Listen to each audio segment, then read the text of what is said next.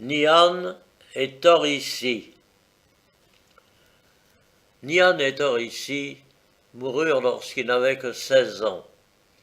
Après leur mort, leurs âmes comparurent devant Conchanté, le maître des cieux. En attendant leur tour, le jeune homme et la jeune fille lièrent connaissance. Et quand vint leur tour, il se trouva, information prise, que l'âme du jeune homme, Nian, avait été appelée par erreur. Eh bien, retourne sur la terre, lui dit Conchanté. C'est ennuyeux d'y aller tout seul. Ne puis-je retourner sur terre avec cette jeune fille demanda le jeune homme. Non, non, c'est pas possible, parce que son tour de mourir à elle est venu. Mais le jeune homme supplia de la manière la plus touchante et finit par déclarer qu'il ne voulait pas redescendre sur terre sans sa compagne.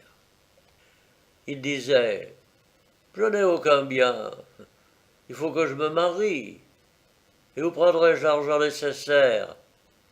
Qui consentira sur terre à m'épouser? Je suis si pauvre.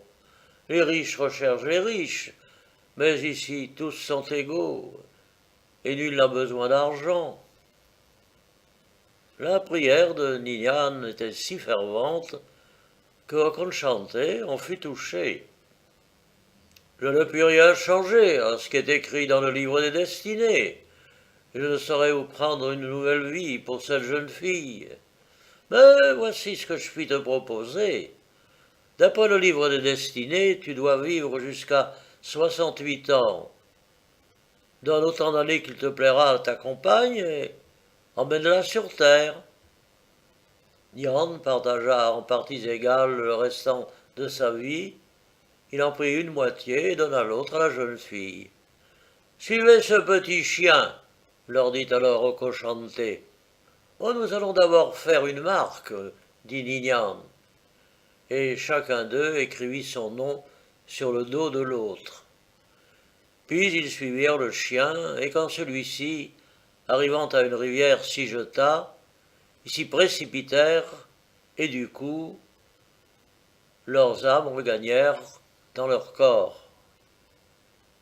Alors chacun d'eux raconta au sien ce qui lui était arrivé. Du vivant de sa fille, le père de celle-ci avait décidé de la marier à un ami. Aussi feignit-il de ne pas croire à ce qu'elle racontait, assurant qu'une main complaisante avait écrit le nom de Nian sur le dos de Thorissi, et il hâtait les préparatifs de la noce autrefois projetée.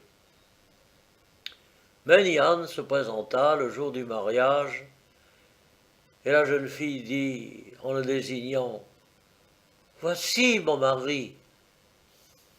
Nian enleva alors son mantelet, et tout le monde lut sur son dos le nom de Thorissi, mais le père persista dans sa résolution.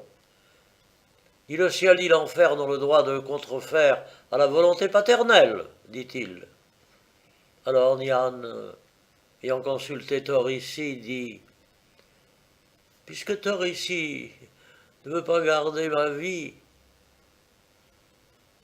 pour qu'on peut l'obliger à épouser un autre homme, je reprends les jours que je lui ai donnés en partage. » Le père ne put rien répliquer.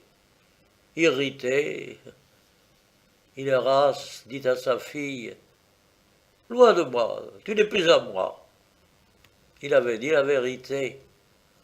En effet, Thorissi ne lui appartenait plus, elle appartenait à Nian. Et comme les deux époux savaient qu'ils n'avaient pas longtemps à vivre, ils s'aimèrent tendrement et éperdument. Ils eurent 3 enfants et leur laissèrent une assez belle fortune. Ils moururent ensemble le même jour, à la même heure, à la même minute, au même instant. Et lorsqu'un voyageur passe devant leur tombe, les habitants du voisinage lui racontent l'histoire des amours de Nian et Thorissi. Et quand on parle de 2 personnes qui s'aiment de tout leur cœur, on dit « Ils s'aiment comme Nian et Thorissi. »